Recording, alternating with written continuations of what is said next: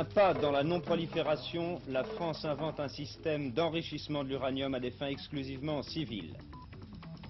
Raymond Barre, sénateur, le cap sera tenu. 24 heures après les massacres, le chef de l'État éthiopien accueilli en héros à Moscou. Invités, Georges Segui et Henri Alleg, son livre sur la guerre d'Algérie, La Question, devient un film.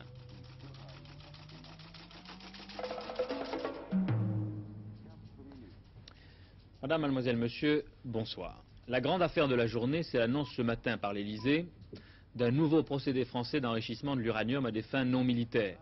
D'un coup, c'est un changement important dans la politique de l'atome qui se trouve posé en des termes différents. C'est sans doute une nouvelle étape dans la lutte contre la prolifération des armes atomiques.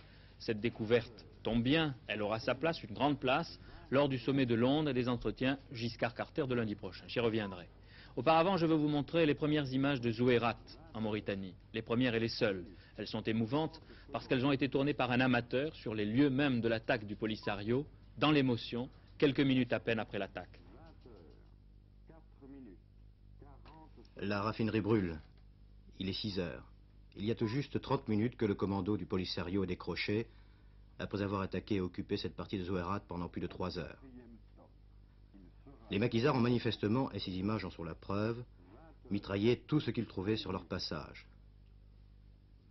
Témoin les impacts de balles sur les voitures qui appartenaient pour la plupart à des Français. Et regardez bien. Vous allez voir la cité des Français. Les immeubles sont leurs logements. Les Sahraouis ont attaqué là au bazooka et ces impacts le prouvent. Des femmes et des enfants dans cet appartement dormaient paisiblement. Il était 5 heures du matin. Chance extraordinaire, il n'y a pas eu de victimes.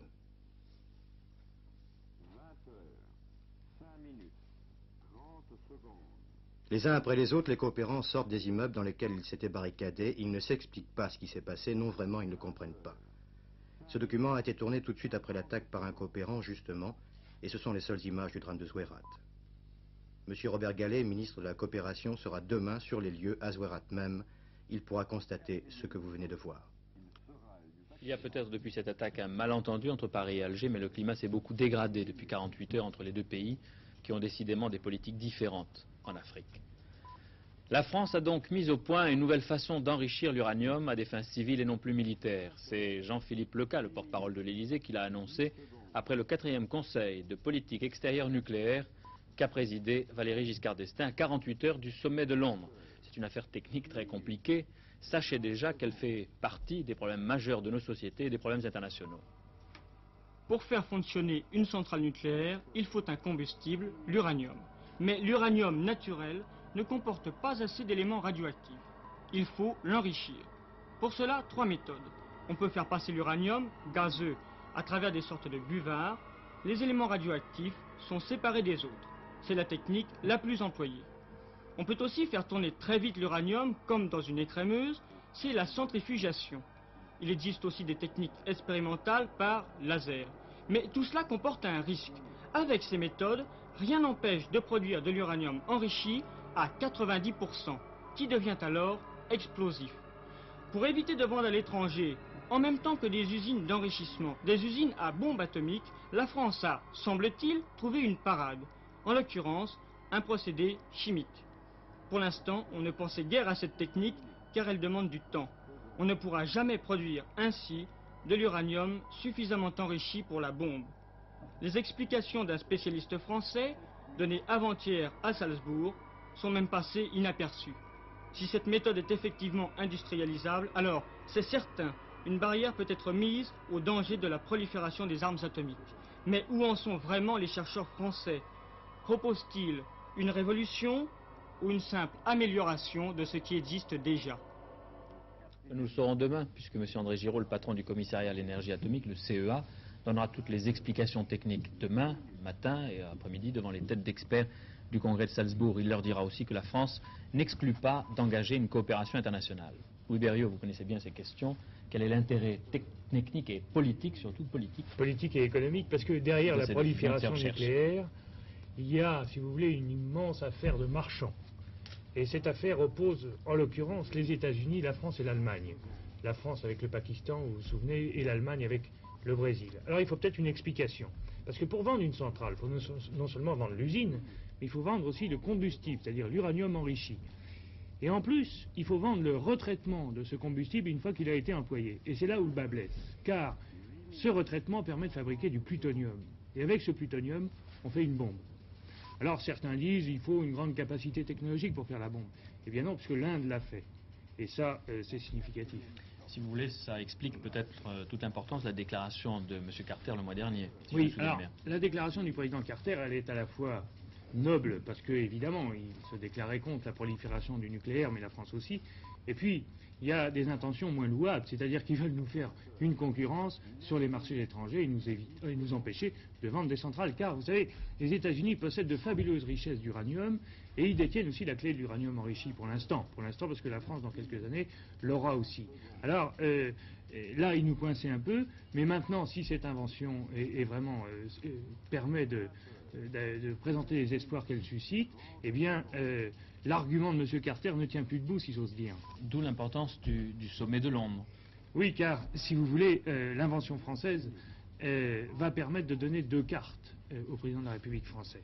D'abord une carte politique, car les Américains n'auront plus le contrôle complet n'auront plus le monopole du contrôle nucléaire, et puis deuxièmement une carte économique, parce que ça permettra de vendre mieux les centrales nucléaires sur les marchés étrangers, et vous savez, quand on a la clé de l'énergie, on peut ouvrir bien des portes.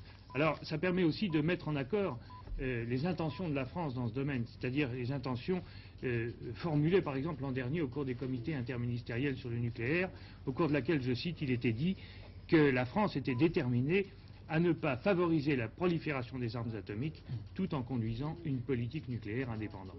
M. Segui, merci d'être avec nous pour parler d'autre chose, mais vous avez pris la semaine dernière une position assez favorable à l'énergie nucléaire. Est-ce que vous pensez qu'il faut aller plus vite, plus loin maintenant, ou au même rythme dans la construction et la vente des centrales nucléaires? Je pense que les explications que vient de donner M. Berriot sont très cohérentes, je les partage pour l'essentiel. Nous sommes conscients du fait que notre pays a un besoin urgent de ressources énergétiques pour répondre à ses besoins aussi bien industriels que domestiques. Et si dans les 3 années qui viennent, nous n'exploitons pas toutes les ressources énergétiques naturelles et aussi les possibilités qu'offre l'énergie nucléaire, nous risquons de vivre dans des conditions dramatiques. Nous sommes pour protéger la nature et pour doter l'économie de notre pays en besoins énergétiques correspondant à l'époque actuelle. Et les décisions d'aujourd'hui sont dans une ligne d'indépendance de la France pour vous? Eh bien, je l'espère. Malheureusement, l'expérience antérieure a prouvé que des progrès importants dans la maîtrise de techniques nouvelles en matière nucléaire ont été abandonnés au profit de firmes américaines. J'espère qu'il ne sera pas ainsi pour cette fois-ci, pour cette question. De votre part, est-ce que ce n'est pas une position un peu paradoxale au moment où les partis de gauche font un peu les jolis cœurs avec les écologistes? Je dis bien, nous sommes pour défendre la nature, pour assurer les conditions de sécurité maximum dans le fonctionnement des centrales nucléaires, mais aussi pour doter notre économie d'énergie. Et je pense que du côté des écologistes, s'il y a beaucoup de gens pleins de bonnes intentions, il y a aussi certaines théories qui frisent l'utopie. Au moment de la réactualisation du programme commun, est-ce que vous croyez que la gauche doit parler aussi de ces questions importantes? Sans doute la gauche sera menée à en parler, c'est trop d'actualité, trop important pour la nation française pour qu'elle puisse faire le silence là-dessus. Bien, les Américains ont tout de suite compris que la nouvelle tombait bien à propos. Le président Carter a donné une certaine solennité à son départ pour Londres, et pour cause, c'est en effet la première fois que dans ses nouvelles fonctions, il quitte aussi longtemps les États-Unis, en plus pour un voyage en Europe et pour rencontrer des dirigeants que pour la plupart il n'a encore jamais vus. Et il est optimiste, M. Carter.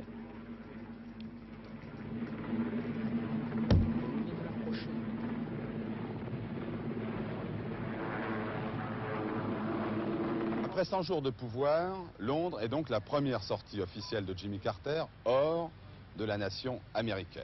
Et pour la première fois, le président des États-Unis va rencontrer le Français Valéry Giscard d'Estaing, l'Allemand Helmut Schmidt et l'Italien Giulio Andreotti. 3 hommes à qui il aura le plus de choses à dire, sans aucun doute. Mais comment les dira-t-il? Ou plutôt, comment le courant, comment le contact se fera entre ces hommes qui ne se connaissent que par la télévision ou bien par le téléphone. Naturellement, tout ne sera pas décisif après ces contacts, mais les partenaires pourront se faire une idée de cet interlocuteur avec qui ils auront à discuter dans l'avenir des grands problèmes du moment. Nul doute d'autre part que Jimmy Carter va débarquer à Londres avec son célèbre sourire, mais c'est au tour des tables de négociation que l'on va découvrir le véritable Jimmy Carter, qui est autoritaire, persuasif, persuadé aussi de son bon droit et persuadé que ce qui est bon pour l'Amérique est bon pour le reste du monde. Mais le président des États-Unis aura un handicap à surmonter. Pour la première fois, il abordera des négociations avec leurs règles, avec leurs impératifs. Il a toutefois pour lui et en appui l'immense puissance américaine. Handicap, on peut penser que Jimmy Carter n'a peut-être pas l'habitude jusqu'à présent de rencontrer des hommes qui lui résistent directement. C'est pourquoi, après Londres, nous connaîtrons sans doute un peu mieux le véritable Jimmy Carter, président des États-Unis.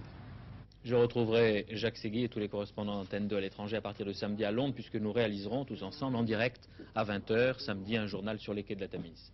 L'information aujourd'hui la plus commentée, et peut-être ces jours-ci, concerne le temps, le mauvais temps. En mai, fais ce qu'il te plaît, dit le dicton, eh bien il se trompe. De la neige en Auvergne et en Lozère, des pluies diluviennes dans la région lyonnaise, des nuages et des trombes d'eau un peu partout. Il est loin le printemps de l'an dernier, celui de la sécheresse que personne ne regrette d'ailleurs. Cela dure depuis mardi. Il pleut sur le midi, par intermittence certes, mais ce sont de ces averses méditerranéennes qui noient la campagne en quelques minutes.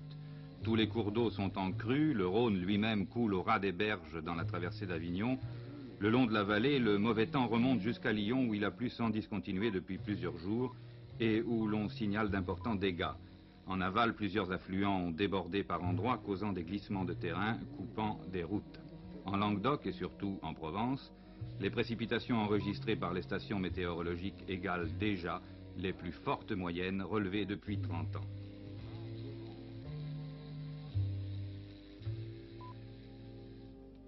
Et puis, il a neigé sur le Massif central, notamment sur le Puy-de-Dôme, le Cantal et la Haute-Loire, sur la Lozère aussi, où la neige a pris le relais après 48 heures de pluie ininterrompue. Dans le Cantal, on signale qu'une trentaine de communes ont été privées d'électricité et dans le nord de l'Aveyron, la plupart des routes étaient bloquées. Les chasse-neige ont dû d'ailleurs intervenir pour rétablir la circulation. Joli mois de mai, quand reviendras-tu ? Réponse des spécialistes, ce temps de chien pourrait bien durer encore 24 heures. Hélas. Ce qui s'est passé cet après-midi au Palais Bourbon augure plutôt mal du débat sur la taxe professionnelle qui théoriquement doit avoir lieu mardi et mercredi prochain à l'Assemblée. En vérité, personne n'est surpris que les commissions des lois et des finances de l'Assemblée aient repoussé le projet de loi sur la taxe professionnelle. Ce texte jugé trop compliqué faisait presque l'unanimité contre lui. M. Raymond Barre a dû apprécier l'accueil des sénateurs ce matin, l'atmosphère courtoise et feutrée du Sénat. Il avait promis de faire un geste, c'est fait. Le Premier ministre a engagé ce matin le débat de politique générale sur son programme de 12 mois. Débat qui sera suivi cette nuit d'un vote qui ne met pas en danger le gouvernement puisque le Sénat n'a pas les moyens juridiques de le renverser. Daniel Brem a noté l'assurance et la fermeté de Raymond Barre qui, par-dessus la tête des sénateurs, s'adressait en fait à d'autres. C'est l'avenir de la France qu'il faut préparer, a-t-il dit, pas avec un déluge d'illusions et un torrent de démagogie, mais par un effort de redressement et de solidarité économique. Notre pays doit donner l'exemple de la continuité dans l'action et de la fermeté de l'autorité.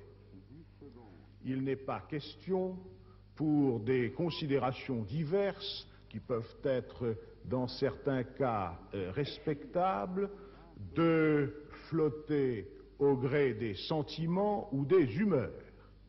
Un cap a été fixé en septembre dernier et le président de la République m'a demandé de conduire l'effort de redressement économique et financier. Je le fais. Et je ne modifierai pas le cap qui a été pris, car je suis personnellement convaincu qu'il y va de l'intérêt fondamental du pays à court, à moyen et à long terme. Je n'assumerai pas les responsabilités que j'assume si je ne pouvais pas maintenir la continuité de l'action telle qu'elle a été définie. 22 orateurs inscrits pour un débat tendu par moments. Les sénateurs se sont montrés comme leurs collègues du Palais Bourbon, préoccupés par l'inflation et surtout par le chômage des jeunes. Écoutez. Prenez garde, Monsieur le Premier ministre, car on ne gouverne pas contre le peuple, et craignez que la vague un jour ne déferle en tempête. Quant à nous, je le dis avec émotion, pensant au destin du pays, nous saurions vous accorder notre confiance, conscients que nous sommes que désormais, vous continuez d'administrer le désordre, mais ne gouvernez pas. Le chaos économique, c'est vous qui l'organisez, avec l'inflation, le chômage, les licenciements. L'autoritarisme, c'est vous qui l'imposez. Devant l'aggravation de la crise et l'incapacité du pouvoir à la maîtriser, on dramatise aujourd'hui à outrance les soi-disant contradictions de la majorité. Mais l'accord profond de la majorité se mesure justement à l'opposition acharnée de toutes ses composantes au programme commun de gouvernement. Tout cet ensemble, mes chers collègues, constitue d'excellents hors-d'œuvre. Nous n'en contestons bien entendu pas la valeur et nous voterons dans notre quasi-totalité pour le projet que vous défendez. Mais il nous manque encore le plat de résistance, Monsieur le Premier ministre. Vous avez devant vous un représentant de ces vieux grognards qui ne se sont jamais démobilisés, mais qui ont refusé d'être des demi-soldes et qui ne se sont jamais trompés d'adversaire. Si on continue comme on continue, si, permettez-moi l'image, on remet des poids sur la marmite va exploser. Et que, sous prétexte d'avoir voulu éviter le pire, c'est le pire que vous risquez de créer. Et c'est pour ces raisons que je ne peux pas voter la confiance au gouvernement numéro 2 de M. Raymond Barre. Les sondeurs ont mal dormi la nuit dernière. Ils savent depuis hier que le gouvernement déposera bientôt un projet de loi pour réglementer les sondages. On parle même d'interdire leur publication une semaine avant toute consultation nationale. En tout cas, c'est un projet qui va faire couler beaucoup d'encre. Atteinte à la liberté d'information, disent déjà les uns. La liberté de s'informer, donc de choisir, n'est pas compatible avec le matraquage d'informations souvent difficiles à vérifier, disent les autres. Le débat est ouvert. Il était temps, vous allez comprendre. Il y a en France une vingtaine d'instituts de sondage affiliés à la Chambre syndicale des sociétés d'études et de conseil, sans compter les services de sondage de certaines entreprises, organisations ou ministères, sans compter non plus les instituts éphémères créés pour une enquête précise ou qui naissent spontanément le temps d'une campagne électorale. En période d'élection, la publication des sondages politiques atteint un rythme frénétique, jusqu'à 2 par jour en moyenne. Les instituts sont sollicités par tous les partis, les organes de presse. On leur demande cette fameuse photo de l'opinion publique à un moment donné, car le sondage n'est que ça, une photographie, et comme toute photo, elle peut être plus ou moins réussie pour plusieurs raisons. L'échantillonnage des personnes interrogées. D'abord, son volume. Plus l'échantillon est grand, moins l'erreur est forte. Exemple, dans un sac, vous mettez 5000 billes noires et 5000 billes blanches. Au hasard, vous sortez 100 billes, comptez les noires, la proportion réelle n'est pas respectée. Vous en aurez 45 ou 55, mais pas 50. Marge d'erreur, plus ou moins 5%. Maintenant, sur les 10 000 billes, prenez-en 5 000. La marge d'erreur sera plus étroite, et ainsi de suite. 10 000 personnes interrogées, marge d'erreur, plus ou moins 1%. 1600 personnes interrogées, marge d'erreur, plus ou moins 2,5%. 100 personnes interrogées, marge d'erreur, plus ou moins 10%. Encore faut-il que l'échantillon soit représentatif. Les instituts sérieux réalisent un véritable modèle réduit de la population. Les âges, les catégories socio-professionnelles doivent être représentés fidèlement. Exemple, si l'échantillon choisi comporte 2500 abonnés au téléphone, il n'est pas représentatif, car en France, tout le monde n'a pas le téléphone. Autre source d'erreur, le questionnaire. L'ordre des questions, leur nombre et leur formulation peuvent influencer la réponse. Exemple, êtes-vous vraiment heureux ? Et êtes-vous vraiment satisfait de votre sort peuvent donner des réponses contradictoires. Enfin, il y a la façon de poser les questions. Le comportement de l'enquêteur, la sympathie ou l'antipathie qu'il suscite, sa condition sociale par rapport à celle de la personne interrogée, peuvent fausser la réponse. Aux États-Unis, à la question « Lisez-vous un journal noir ?», les oui étaient plus nombreux devant un enquêteur noir que devant un blanc. Pour n'avoir pas toujours respecté ces règles, les sondages ont parfois commis des erreurs. Le cas le plus connu, les élections britanniques de juin 1970. Les sondages donnaient Harold Wilson largement vainqueur. C'est Edward Heath qui l'emporta, et de loin. Les instituts avaient mal interprété les absences de réponse. Ils avaient prévu un faible taux d'abstention. Il fut élevé et joua au détriment des travaillistes. Devant l'accumulation des sondages, les risques d'erreur ou d'influence, des parlementaires ont réclamé une réglementation des sondages. Une proposition de loi est déposée au Sénat depuis 4 ans. Le projet du gouvernement traînera moins longtemps. Réglementer les sondages, leur donner un code déontologique, même les principaux intéressés n'y sont pas hostiles. Vous êtes plutôt pour, plutôt contre, tout à fait pour ou tout à fait contre? Tout à fait pour une réglementation. Mais attention, cette réglementation ne va pas dans le sens d'une interdiction. Elle va dans le sens d'une déontologie, c'est-à-dire d'un accord entre les hommes politiques, les patrons de journaux et les instituts de sondage sérieux. Ceci étant, si les sondages étaient interdits, il se passerait la même chose qu'aux États-Unis au moment de la prohibition, c'est-à-dire que fleurirait sous le manteau toute une série de sondages achetés par des gens puissants et qui pourraient du coup faire des actions politiques, monter des coûts politiques, alors qu'actuellement les sondages publiés dans la presse permettent au public, je dirais, de contrôler les hommes politiques et l'image des hommes politiques. Donc, prohibition égale floraison de sondages bidons. Par contre, l'IFOP demande à ce que la déontologie en matière de sondage soit renforcée. Et puis, interdire les sondages politiques, ce serait aussi rogner de 20 à 40% le chiffre d'affaires des instituts. Un sondage coûte cher. Si vous voulez poser 40 questions à 1 millier de personnes, il vous en coûtera entre 25 000 et 40 000 francs. Monsieur Segui, merci encore une fois d'être venu. Cette fois, vous parlez des grèves. Vous nous avez annoncé une nouvelle grève générale pour la fin mai. Je ne sais pas si la date est déjà fixée. La CGT, la CFDT, la Fédération de l'éducation nationale ont décidé d'ores et déjà une grève nationale interprofessionnelle dont la date, les modalités et les objectifs revendicatifs seront rendus publics à l'occasion d'une réunion commune au plus haut niveau qui aura lieu lundi après-midi. C'est le langage syndical. Vous la ferez avant juin, avant la fin mai? On a évoqué 2 possibilités de date, le 24 mai ou le 2 juin. C'est de cette question que nous allons discuter. Sauf élément nouveau, donc la décision sera prise lundi soir. Il vous manque Force ouvrière. On a constaté que vous qui l'avez si souvent attaqué, en particulier M. Bergeron, en ce moment il y a une sorte de climat de cour qui est fait autour de ce syndicat. J'observe que les fonctionnaires FO ont déjà pris la décision et l'ont rendue publique d'une grève avant la fin du mois de mai, ce qui les rapproche considérablement de nos propres perspectives d'action et qui permet d'envisager une action à 4.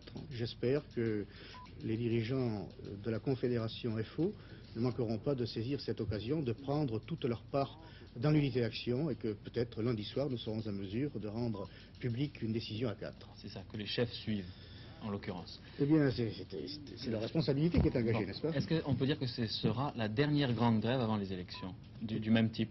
Pourquoi vous pensez que les élections seront anticipées? Pourquoi vous pensez que vous allez faire encore d'autres grèves du même type? Si nous n'obtenons pas satisfaction pour nous fassions, nous sommes bien obligés d'appeler les travailleurs à agir pour faire sauter ce verrou qui empêche toute liberté de négociation. Pas partout d'ailleurs, parce que parfois on obtient des succès non négligeables, comme c'est le cas pour les éboueurs de Paris. Alors, au-delà du plan blanc. Justement, est-ce que sur le type des grèves des éboueurs, vous allez organiser d'autres grèves ouvertes qui Absolument, attendent des conflits, ou alors des grèves précises comme une grève de 24 heures, etc. L'action d'ensemble n'est pas destinée à mettre un terme au développement de l'action. Au contraire, elle est destinée à stimuler toutes les initiatives partout, du genre de celles des éboueurs, des dockers qui ont obtenu un grand succès également. Et avant de partir de la CGT, j'ai regardé la liste des succès enregistrés et recensés ces dernières semaines. Il y en a 25 qui ont obtenu des satisfactions bien au-delà des limites du plan Barre. Et le jour de la grève générale, M. Segui, si le métro ne suit pas votre grève, vous coupez l'électricité comme l'autre fois? Je pense que s'agissant d'une grève générale, l'ensemble des travailleurs y participera massivement. Et nos camarades de gaziers électriciens ne sauraient faire une action qui soit inférieure à celle du 28 avril, bien entendu. C'est-à-dire qu'ils recommenceront? Mais ils recommenceront, ils feront grève. Comment voulez-vous faire grève sans couper l'électricité? C'est comme, même si, si les cheminots faisaient grève sans arrêter les trains. Mais ce que les Français essaient de savoir, c'est si à cause des élections et du climat politique, vous n'êtes pas contraint à une certaine modération. Mais nous ne voulons pas assimiler l'action syndicale avec les objectifs des partis politiques. Nous avons à défendre les revendications des travailleurs.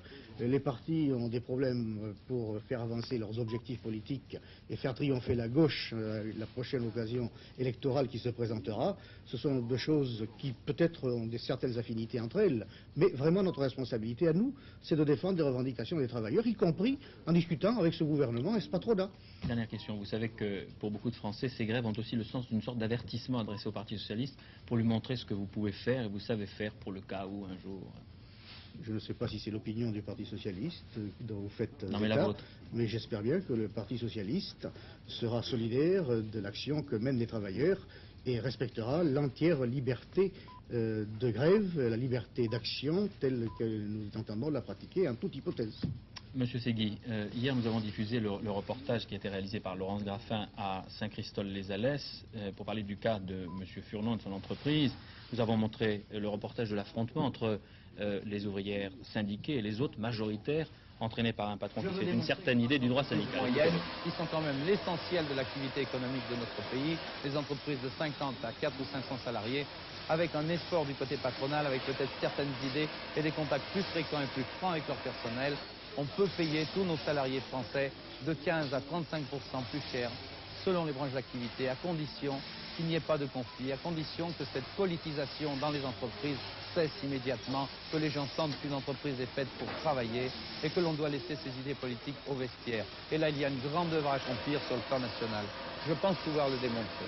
J'ai d'ailleurs lancé un défi à Georges Segui. Je pense que M. Segui, le grand chef de la plus grande centrale syndicale française, vous n'aurez pas peur d'un petit industriel de province pour en discuter en face à face, en 1 heure d'entretien, en tête à tête.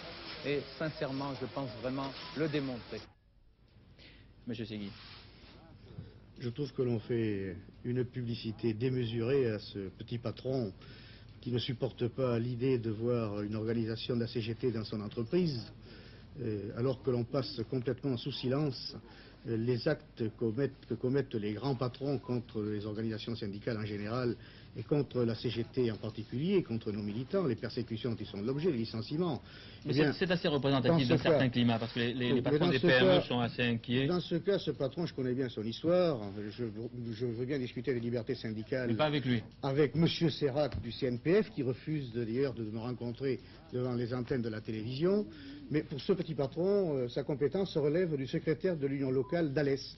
Je lui propose de discuter avec nos responsables syndicaux sur place. Et il fait la démonstration, et la publicité qu'on lui fait, ça se retourne un peu contre lui, que l'on peut être tout à la fois petit patron et arriéré. Il faudra avoir une assez longue conversation avec Henri Alleg, qui est là aujourd'hui, mais le temps est en train de passer et nous allons saboter une conversation qui peut être passionnante pour la plupart des téléspectateurs et que nous aurions eu avec lui et avec Jean-François Kahn. J'espère que vous nous pardonnez. On peut se retrouver demain si vous voulez. Je vous remercie de le comprendre. Et la dernière information, c'est pour dire que c'est un véritable héros de la révolution éthiopienne, c'est important aussi de le dire, que le colonel Mengistu a été accueilli aujourd'hui à Moscou après avoir laissé hier des paysans fanatisés massacrer à peu près 1 million d'étudiants. Le chef d'État éthiopien est en effet parti en voyage. Le colonel Mengistu a prêté serment d'allégeance aux dirigeants du Kremlin. Il aura donc fallu attendre ce voyage à Moscou pour se faire une idée de la voie éthiopienne pour la révolution. Elle sera léniniste, a dit aujourd'hui le lieutenant-colonel Mengistu. Ce sera une dictature du prolétariat, accompagnée d'une répression impitoyable contre les agents de l'impérialisme et de la contre-révolution. Voilà l'explication officielle des événements qui se sont déroulés en Éthiopie ces dernières semaines. Voilà la justification du massacre des étudiants et des exécutions sommaires qui se multiplient dans tout le pays.